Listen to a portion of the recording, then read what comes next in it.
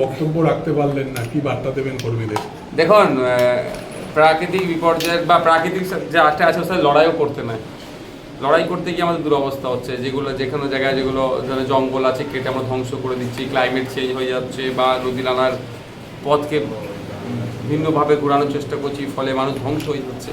সেটা 100 বার। আজকে এসেছিলাম আন্তর্জাতিক শ্রমিক দিবস উদযাপনে। আমার আগেকার বক্তারা বিভিন্ন বিষয়ে বিভিন্ন ইস্যুতে আমার কাছে বক্তব্য ছিল, তারা তুলে ধরেছে, আমার উচ্চ রাখার ছিল, সবটা রাখতে পারিনি। শুরুতেই প্রাকৃতিক বিপর্যয় যেভাবে ঝড় বৃষ্টি নেমে আসলো, স্বাভাবিকভাবেই ওখান থেকে আমরা সকলেই প্রস্থান করলাম। আমরা একটাই বার্তা এখান থেকে দেবো আপনাদের মাধ্যমে, যে আজকে 2025 সালে, এটা 1886 সালে 8 ঘন্টার কাজের দাবিতে 8 ঘন্টার বেশি কাজ করবে না, এই লক্ষ্যে আন্দোলন হয়েছিল এবং অনেক মানুষ শহীদ হয়েছিলেন। ইতিহাসের পাতায় সেটা আছে।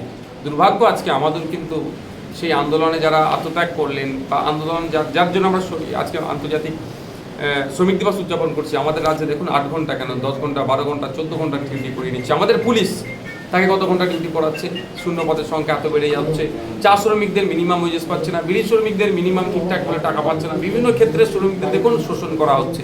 এই শোষণের হাত থেকে বাংলাদেশে রাজ্যের শ্রমিকরা মুক্তি পাক, এটা চাইব। এবং সাথে সাথে পরিযায়ী শ্রমিকদের উপরে যে অত্যাচার নেমে আসছে বাঙালি হওয়ার জন্য, তাদের উপরে যে এতদিন ধরে অন্যান্য রাজ্যের লোকাল কিছু গুণ তাদের উপরে অ্যাটাক করতো, এখন আমরা দেখছি কি প্রশাসনিকভাবে তাদের দমন পীড়ন হচ্ছে, এগুলো বন্ধ হওয়া দরকার। জগন্নাথ মন্দির দর্শনের দিলীপ ঘোষ, সেখানে মুখ্যমন্ত্রীর সাথে দেখা, পরবর্তীতে বিজেপি নেতারা দিলীপ ঘোষকে কটাক্ষ করছে, তার উত্তরও দিলীপ ঘোষ দিচ্ছেন একাধিক কড়া ভাষায়, কি বলবেন আপনি? আমার তো মনে হয় এটা প্রেশার পলিটিক্স হচ্ছে, আরো কিছু কারণ আছে, আমি একটাই বলবো, অনেক বলার সময় নেই এখন। প্রেশার পলিটিক্স এটা। আর আমরা বারবার বলে আসছি যে তৃণমূল আর বিজেপির যে টিকিটা যেখানে বাঁধা আছে সেটা হচ্ছে নাগপুর, সেটা আবার প্রমাণ করিয়ে দিল। সেটাই বলতে পারবো না, যাবে কি যাবে না। শুভেন্দুবাবু বর্তমান যে দলে আছে, পরে দল চেঞ্জ করবেন কি করবেন না বলা মুশকিল এদের, কিন্তু আমি নিজে কনফিডেন্স আছি। আমি ইন্ডিয়ান সেকুলার ফ্রন্টের পক্ষ থেকে সংযুক্ত মোর্চার হয়ে লড়াই করেছিলাম। আমি আমার সম্পূর্ণ প্রিয়রই সংযুক্ত মোর্চা থাকবো এবং ইন্ডিয়ান সেকুলার ফ্রন্টেরই থাকবো। আপনাকে নিয়েও তো একবার এরকম রব উঠেছিল যে আপনি যাবেন। আমি তখন বলেছিলাম কি, যে মানুষ আমাকে যে ভরসা বিশ্বাস করে ভোটে জিতিয়েছে, তাদের ভরসা বিশ্বাসকে আমি কোনোভাবেই নষ্ট করতে পারবো না। দিলীপবাবু যাবেন কি যাবেন না সেটা দিলীপবাবু বলতে পারবেন। শুভেন্দুবাবু কি করবেন, ফিউচার কি, তার প্ল্যান কি আছে, শুভেন্দুবাবু বলতে পারবেন। অধীরবাবু কি করবেন, অধীরবাবুই বলতে পারবেন। আজকের দিনে কাশ্মীর নিয়ে যা পরিস্থিতি পাকিস্তানের সাথে সৃষ্টি হয়েছে, দেশের যুদ্ধ পরিস্থিতি, পাশাপাশি প্রতিবেশী দেশ বাংলাদেশের সাথেও পরিস্থিতি খারাপ, মাঝখানে চিন্ময়বাবুর জামিন হয়েছে, কি বলবেন? দেখুন, আমি আমার দেশের সার্বিক নিরাপত্তা সর্বপ্রথম আমার কাছে, তারপরে অন্য কথা হবে। কিন্তু দুর্ভাগ্য আমাদের যেভাবে পাকিস্তান থেকে এসে নাকি পেহেলগাঁওতে অ্যাটাক করে আমাদের 27 জনকে শহীদ করে আবার পাকিস্তান ফিরে চলে গেল, তাহলে আমাদের কিন্তু প্রশ্ন সম্মুখীন হয়েছে। তাহলে আমাদের ইন্টেলিজেন্স কি ছিল, ওখানে বিভিন্ন লেয়ারের সিকিউরিটি থাকার পরও 5 মিটার 10 মিটার ছাড়া ছাড়া ওখানে আর্মি থাকে, আধা সামরিক বাহিনীরা থাকেন, তাহলে তাদের অ্যাক্টিভিটি কি ছিল প্রশ্ন থেকে যাচ্ছে। তারপরেও বলবো, এইটা আমাদের কাছে একটা বড় চ্যালেঞ্জ, এই সন্ত্রাসবাদকে নির্মূল করতে হবে। এই চ্যালেঞ্জ ভারতবাসীর কাছে, এখানে রাজনৈতিক দল মত কে কি, তার থেকে বড় কথা আমাদের সকলকে ঐক্যবদ্ধ হয়ে সন্ত্রাসবাদকে সমূলে নির্মূল করতে হবে। সেই জন্য ভারত সরকারেরকে চূড়ান্ত পদক্ষেপ নেওয়া দরকার।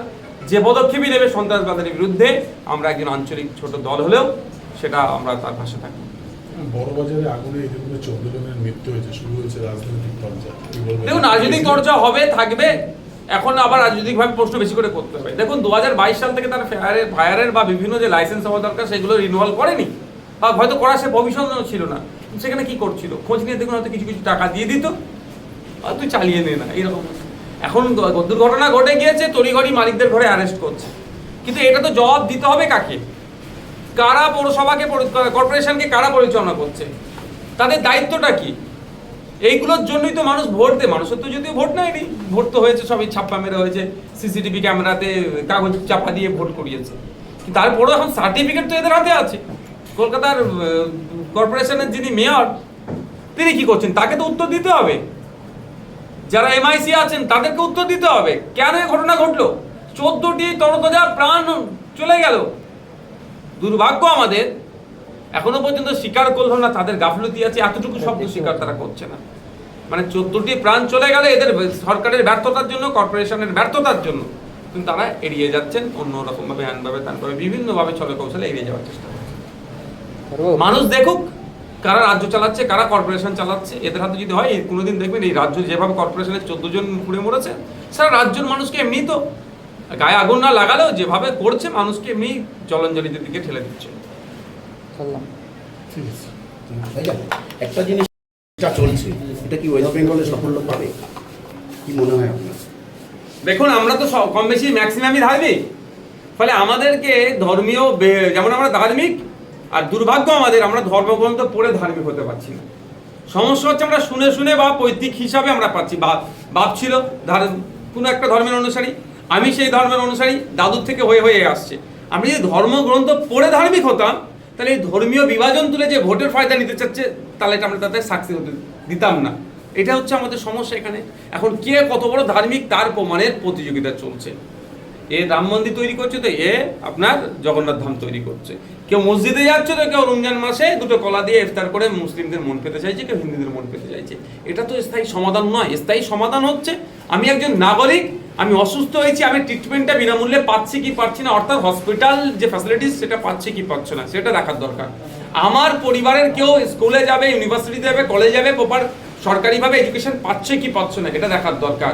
আমি ক্ষুধার্ত, আমি খাদ্য পাচ্ছি কি পাচ্ছে না, এটা দেখার দরকার। দুর্ভাগ্য এটা আমাদের যে এই নিয়ে কোনো প্রশ্ন হচ্ছে না, এই নিয়ে কোনো আলোচনা হচ্ছে না। তুই হিন্দু, তুই মুসলমান, তুই খ্রিস্টান, তুই আদিবাসী, এটা নিয়ে বেশি চর্চা হচ্ছে। এই সুযোগটা কাজে লাগাচ্ছে ধর্মীয় ধর্মকে সামনে রেখে যারা রাজনীতি করছে এই এরা। ফলে কি হচ্ছে, হিন্দু খাতরে মে আয় বললো, মুসলমান খাতরে মে আয় বলেও ক্ষমতায় আসলেও না মুসলমানের লাভ হচ্ছে, না হিন্দুর লাভ হচ্ছে। লাভ হচ্ছে কারো ভাইপোর লাভ হচ্ছে, তো কারো ছেলের লাভ হচ্ছে, রাজনৈতিক কারবারিদের। 26-এ কি তাহলে জগন্নাথ বনাম রামের ভোট হবে? সেটা করার চেষ্টা করছে, কিন্তু বাংলার মানুষ বুঝুক যে কোনটা আমাদের প্রয়োজন আছে। আমরা ধার্মিক মানুষ, ধর্মস্থান অবশ্যই একটা নয় 100টা হবে, কিন্তু রাষ্ট্রের দায়িত্ব কি করা? রাষ্ট্রের দায়িত্ব হচ্ছে আপনার যে সাংবাদিক আছেন, অনেক ক্ষেত্রে দেখি সাংবাদিকদের নিগৃহীত শিকার হচ্ছে, মারধর করাচ্ছে।